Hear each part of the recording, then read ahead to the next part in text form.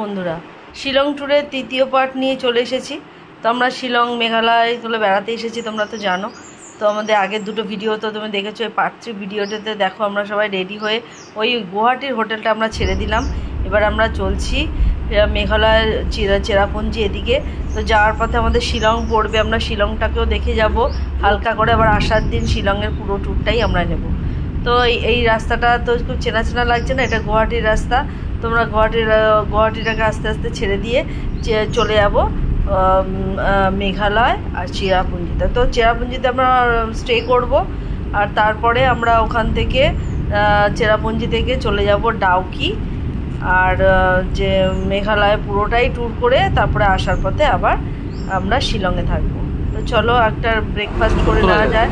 তো আমরা একটা হালকা ব্রেকফাস্ট করে নিচ্ছি, রাস্তায় বেরিয়ে তো কিছু খাওয়া হয়নি।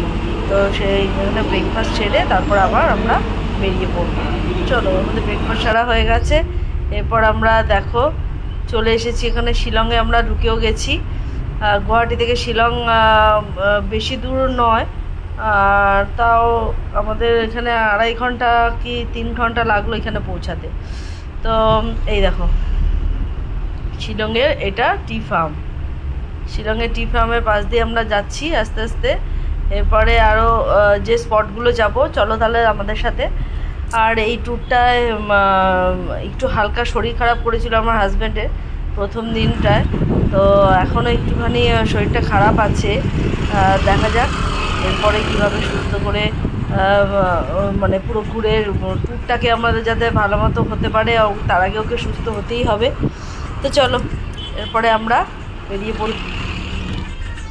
শিলংয়ের সাইট সিনগুলো দেখে পরপর যে স্পটগুলো রয়েছে যেগুলো দেখবার মতো জায়গা, সেই সব সাইট সিন করার জন্য এখানে দাঁড়িয়েছি।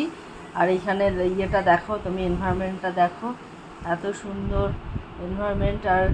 আর সত্যি মানে এত ভালো লাগছে, আকাশের ইয়েটাও ভালো, ওয়েদারটাও ভালো। আর এই দেখো সব পাহাড়ি বসিরাদেরকে দেখো, আর তাদের চারপাশটা দেখো। এখানে সব টাটকা শাক সবজি নিয়ে বসেছে। তো আমরা তখন শাক সবজি নিয়ে কোনো লাভ নেই, কারণ আমরা তো হোটেলে যাব, সেখানে রান্না করেই বা খেয়ে দেবে। তো সবজিগুলো দেখে কিনতে তো ইচ্ছা করছে, কিন্তু উপায় নেই। বাড়ি ফেরার দিন যদি পাওয়া যায় তাও নিয়ে আসতে পারতাম।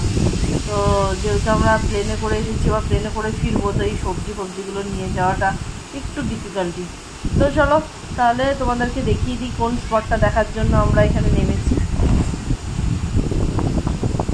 তো আমরা আস্তে আস্তে এগিয়ে চলছি। এখানে অনেক গাড়ি এসে দাঁড়িয়েছে, জায়গাটা সুন্দর বলেই নিশ্চয়ই সবাই এসেছে এটা দেখার জন্য। আমি কিন্তু না মানে স্পটের নাম বলতে পারবো না, আমার এইসব ডিফিকাল্টি নামগুলো না একদম মনে নেই। শুধু তোমাদেরকে পরিবেশটা দেখাতে পারবো যে কোথায় এসেছি, এর থেকে বেশি আমি কিন্তু কিছুই দেখাতে পারবো না।